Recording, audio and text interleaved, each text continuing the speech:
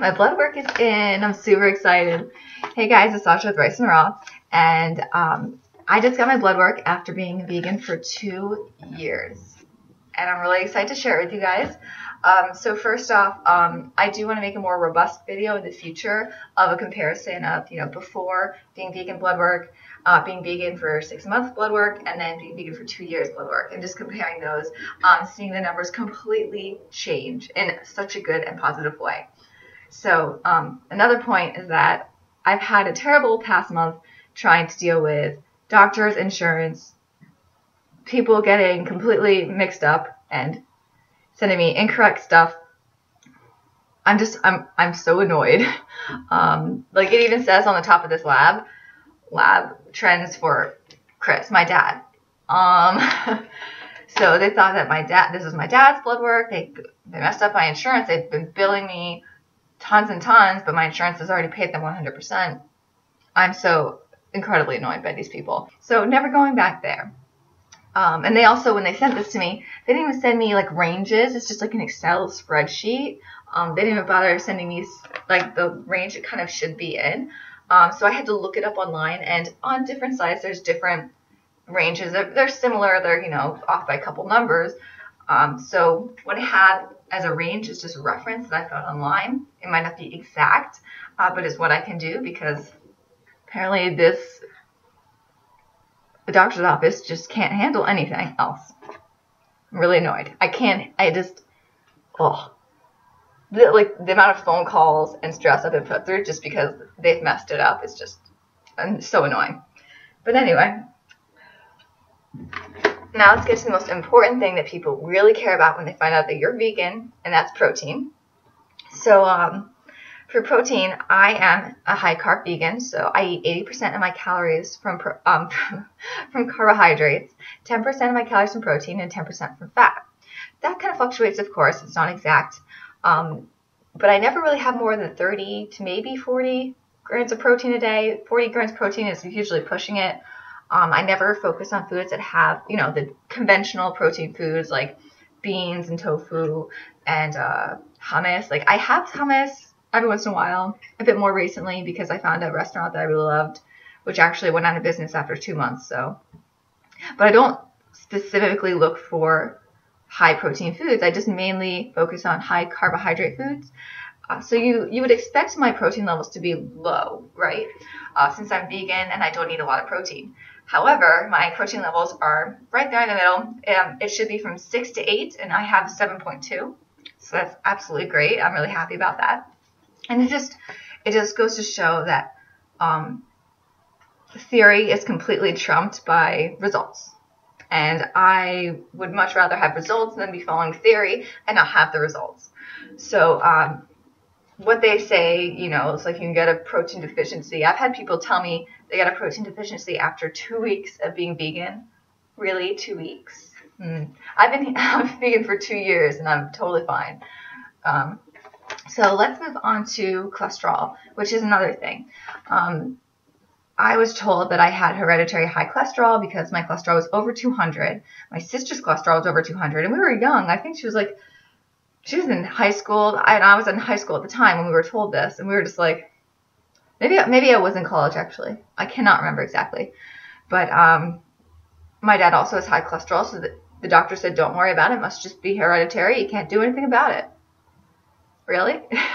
I can understand that maybe hereditarily my body processes dietary cholesterol differently than, say, someone else's. But if you're not consuming dietary cholesterol, then you're not going to have that problem. So my cholesterol went from like over 200 to 170 after 6 months of being vegan. And now after 2 years, it is down to 128. And that, I was not expecting that. I was expecting it actually to be a little higher. I have heard that if you go too low with your cholesterol, it could be bad. However, I think that has to be some kind of body imbalance, and it's not a dietary thing that you would be blaming it on. So for my LDL cholesterol, I have 64, and that should be under like 75, so that's great. And my HDL cholesterol is 53, and you just need to make sure that's over 40. So everything's looking great with that. And to tie in with the cholesterol, my triglycerides.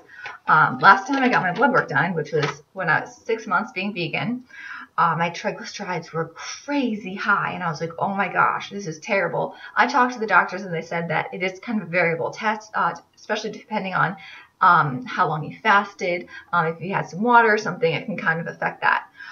So it's not an exact read. It can be totally thrown off very easily. So mine was like astronomically high, like well over 200, which is not good. It's supposed to be under 200. And now my triglycerides are 57. So totally great, spot on. Like, I'm so happy about that. And another element I want to talk about is glucose. So you would expect my glucose to be astronomical because I eat tons and tons of white rice, tons and tons of fruit. I aim for 600 grams of carbohydrates a day or more. I eat tons of carbs. That's pretty much the bulk of my diet. So you would expect me to have really high sugar levels. I've had people, tell me in person, wow, that must be really unhealthy to have that many bananas. Your sugar levels must be through the roof. And I've had people tell me, like, pretty rudely, like, you're going to get diabetes because you eat so much white rice. And I'm just sitting there like, well, if I do, then you're right. And, I'll let you know. And they get so mad at me, and they're so serious about it. And for me, it's just results over theory. And results after 2 years of doing this, my glucose levels are, where it is, 85. And it should be between 59 and 105. So absolutely perfect. No problems there. But it's pretty cool to see, like, on paper, like, actual facts, my blood work, where I'm at with my health. And I'm actually really shocked with it now. Like, even though I know that I'm healthy and I feel healthy, I still expected, some things to not be that great. Maybe like calcium thought I needed to work on. My calcium levels are actually right on the cusp of the higher end. Really happy about that. I have a 10.3 for my calcium, and I found the range of like 8.7 to 10.3 being where you want to be at. So I thought my calcium was going to be really low for some reason because I don't really have as many vegetables as I should. And, they always say about milk having calcium and all that. My calcium levels have never been better. And I've had trouble with calcium, so I'm very pleasantly surprised. Let's see. Another thing I want to talk about is where is it? Sorry. Irons. This is Sherlock. For those of you who haven't seen Sherlock on my Instagram, he's our little baby boy. We adopted him a couple months ago. Wow, like a month or so ago. He's so wonderful. Sherlock. He's like crawling in the crawl space of the desk. Excuse me. Sorry. I don't know what you're doing. I wish I could show you guys right now. Okay. Back to blood work. My total iron is 129, and I found online that it should be between 60 and 178. So that's pretty good too. I used to be anemic. What are you doing? Sorry. I used to be anemic when I was younger. Through high school, my doctors were actually really worried about me. They were like, wow, this is pretty bad. So to not be anemic and to have no issues with my iron is a really great thing to have. Like, having your health is so important. And you don't really realize how important health is until you don't have health. And when I was anemic, I was so tired all the time. So I'm super happy about this. Let's see. Other important things I want to talk about. Potassium. Yes. So recently, Happy Healthy Vegan went on the doctors. It's a show. And they really were trying to get at them for their potassium levels, saying how eating so many bananas is actually very bad for you, and that the potassium levels are just going to cause some serious issues.